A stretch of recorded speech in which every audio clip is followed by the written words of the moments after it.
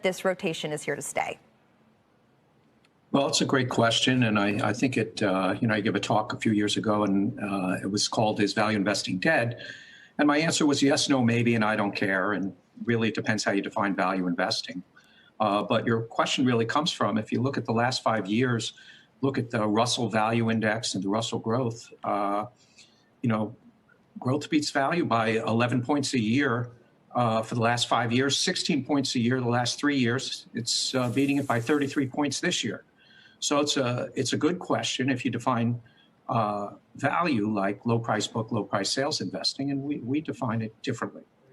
Based on that definition, do you think that your style of investing is poised to prosper?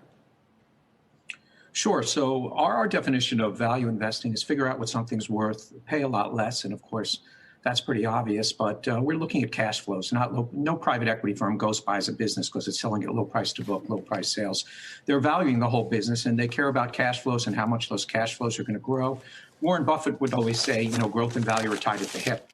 Growth is a part of value. So, the traditional metrics that have worked over time for value may or may not work going forward. It doesn't really matter. It's still based on forward cash flows. And so, all right, forward cash flows, what, are you making an assumption of terminal value at some point then, Joel, and sort of discounting that back? Well, basically, the way you want to value a business is look at normalized earnings a few years out. At least that's the way we look at it. Normalized earnings a few years out, and then how much of those earnings are going to grow over time. And it's has to do with interest rates. What are your other choices? It has to do with relative values versus what are your other chances. It has to do with the risks of those cash flows actually coming.